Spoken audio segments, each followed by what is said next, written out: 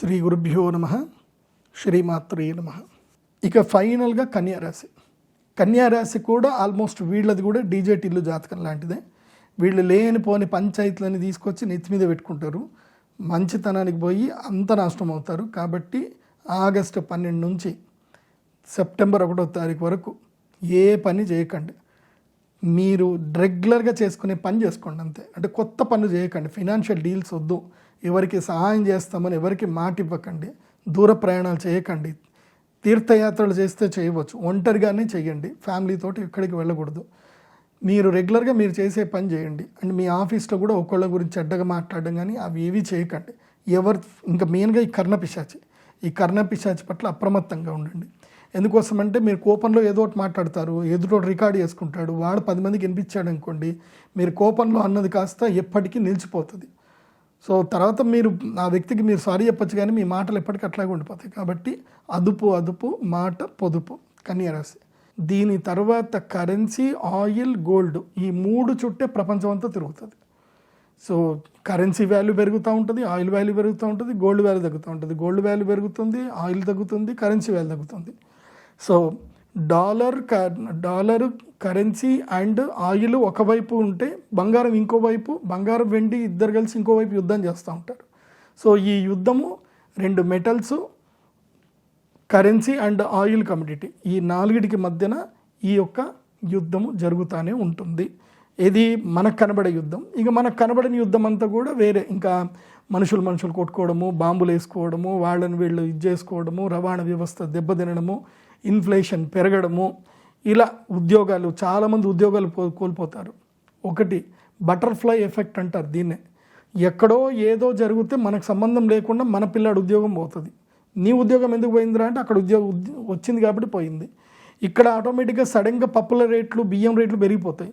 అక్కడెక్కడ యుద్ధం వస్తే ఇక్కడ ఎందుకు పెరిగింది అని అంటే కరెన్సీ వాల్యూ పెరిగిపోయింది, డాలర్కి రూపీ వాల్యూ పెరిగిపోయింది. కాబట్టి మన దగ్గర కూడా వాల్యూ పెంచేస్తున్నారు, అట్లా పెరిగిపోతూ ఉంటాయి. ఎందుకోసం అంటే ఇప్పుడు వాస్తవంగా చెప్పాలంటే బంగారం ధర ఈ రోజుకి బంగారం ధర వాస్తవమైన ధర ఏంటంటే 1,10,000.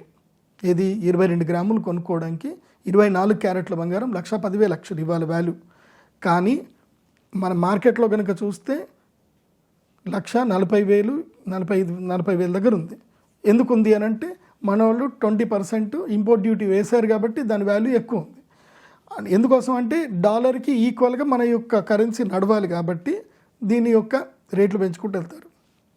అట్లాగే భవిష్యత్తులో పప్పు దినుసులు కానీ అన్ని ధరలు, ఇంకా ఏవైతే రైతులకు ఏదైతే కావాల్సిన కెమికల్స్ కానివ్వండి, అన్నిటి ధరలు పెరిగిపోతూనే ఉంటాయి. సో దాంతో రియల్ ఎస్టేట్ ధరలు కూడా పెరుగుతాయి, భూముల ధరలు పెరుగుతాయి. అంతే. చూడండి, ప్రపంచం మొదలైనప్పుడు అంటే ఒక 200 ఏళ్ల క్రితము అదే బంగారము, అవే వస్తువులు, అదే బియ్యము, అదే పప్పులు. అప్పుడు రూపాయికి దొరికేటివి. అప్పుడు బంగారం ఎంత 2,000కు 3,000కు దొరికేది. ఇప్పుడు ఆ బంగారం కాస్త 1,40,000కి వెళ్ళింది. కానీ అదే బంగారం ఎక్కడ వస్తుంది అని అంటే ఈ యొక్క దేశ రాజకీయాలు కొట్టుకోవడం వల్ల, కరెన్సీ వాల్యూ మార్పు వల్ల మెటల్స్ వాల్యూ, ధాన్యం వాల్యూ పెరుగుతుంది. సో దీన్ని మీరు బాగా అర్థం చేసుకోవాలి. అర్థం చేసుకుంటేనే అవి ఎప్పుడెప్పుడు జరిగాయంటే మళ్ళీ మీరు రీసెర్చ్ చేయండి. జెమినీ ఏఐకి వెళ్ళి, చాట్‌జిపిటికి వెళ్ళి రీసెర్చ్ చేయండి. గ్రహణాలకి బంగారము ధర పెరగడానికి మధ్యన ఏదన్నా లింక్ ఉందా అని అడగండి. మీకు చాట్‌జిపిటి కానీ ఏఐ కానీ మంచిగా నీట్గా ఆన్సర్ ఇస్తుంది. ఎప్పుడెప్పుడు గ్రహణాలు ఏర్పడతాయో అప్పుడప్పుడు యుద్ధాలు వస్తాయి. యుద్ధాలు వచ్చినప్పుడు ఆటోమేటిక్గా బంగారం వాల్యూ పెరిగిపోతా పోయిందనమాట. ఒకప్పుడు సినారియో ఏంటంటే యుద్ధం వస్తే గోల్డ్లో ఇన్వెస్ట్మెంట్ చేసేవాళ్ళు, ఇప్పుడు మారింది. యుద్ధం వస్తే ఇప్పుడు డాలర్లో ఇన్వెస్ట్ చేస్తున్నారు. సో సినారియోస్ మారుతూ ఉన్నాయి. సో ఇది బాగా తెలుసుకోండి. రాబోయే కాలంలో ఇన్ఫ్లేషన్ పెరుగుతుంది, జల ప్రళయాలు పెరుగుతాయి, జలం లోపల దిగ్బంధమయ్యి మనుషులు మరణించడము, క్లౌడ్ బస్ట్లు ఎక్కువగా జరుగుతాయి. సో చాలా జాగ్రత్తగా ఉండండి. ఎవరు కూడా ఈ ఆగస్టు, సెప్టెంబర్ మాసం లోపల జలపాతాల జోలికి వెళ్ళకండి. ఏదైనా జలపాతాలు కావాలంటే మీకు దగ్గర ఎక్కువగా రిస్క్ లేని చోటుకి వెళ్ళండి, కానీ రిస్క్ ఉండే చోటికి జలపాతాల జోలికి వెళ్ళకండి. సో మూకుమ్మడి మరణాలు ఉండేటువంటి అవకాశాలు ఎక్కువగా ఉన్నాయి. భవిష్యత్తు కాలంలో విపత్తులు ఉన్నాయి. అదేవిధంగా అగ్ని విపత్తులు కూడా ఉన్నాయి, అగ్ని ప్రమాదాలు ఉన్నాయి. అది ఆల్రెడీ జరుగుతూ ఉంది వేరే దేశాలలో. మన దేశంలో వచ్చే విపత్తు ఏంటంటే ఆరోగ్య భంగం. మన దేశంలో ఆరోగ్యాలకు సంబంధించిన ఇబ్బంది వస్తుంది. అట్లాగే ఈ యొక్క జెన్జీ ఉద్యమాలు అని చెప్పి ఇంకా తీవ్రతరంగా చేస్తూ ఉంటారు. నిజంగా విద్యార్థులు ఎవరు చేయరు, అందులోపల కొంతమంది రౌడీ మూకలు చేరి మొత్తం జనాలందరినీ ఇబ్బంది పెడతారు.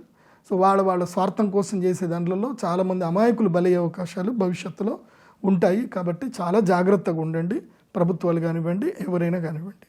అండ్ భవిష్యత్తులో రాబోయేటువంటి 4 నెలల లోపల ఒక ప్రముఖ రాజకీయ నాయకుడు మరణించేటువంటి అవకాశం ఉంది. అలాగే ఆ రాజకీయ వ్యవస్థలో చాలా మార్పులు వచ్చేటువంటి అవకాశం ఉంది.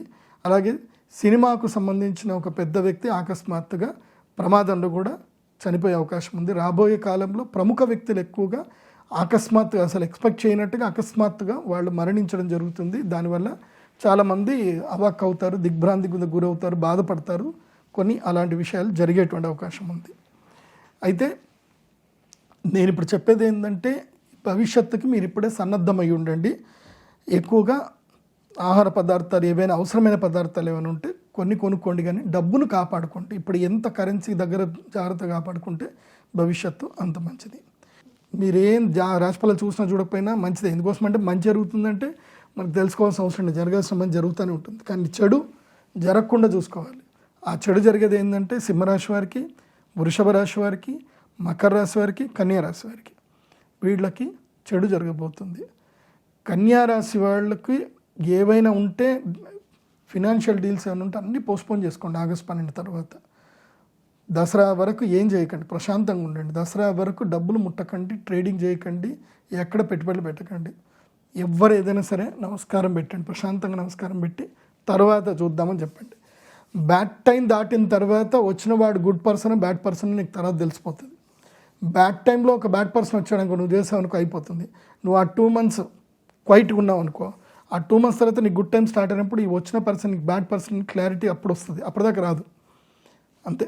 మన పక్కనే మనని మోసం చేసేవాడు ఉన్నా, మనకి బ్యాడ్ టైం ఉంటే వాడు మన నెత్తిమే చేయబెడతానే ఉంటాడు, వాడు మనల్ని కొడతానే ఉంటాడు, వాడు మనల్ని మోసం చేస్తూనే ఉంటాడు. మనం రిలీజ్ కాం until good time comes. Good time వస్తే అమ్మ వీడా నన్ను ఇన్ని రోజులు ఇంత మోసం చేశారా అని చెప్పి అప్పుడు రియలైజ్ అవుతాం.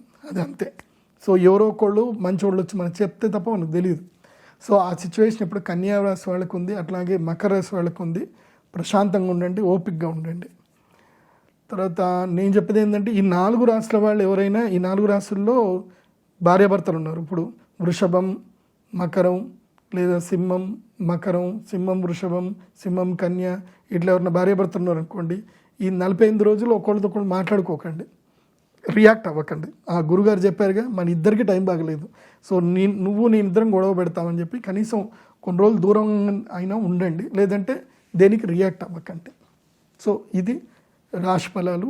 సర్వే జన సుఖినో భవంతు. శ్రీమాత్రే నమః.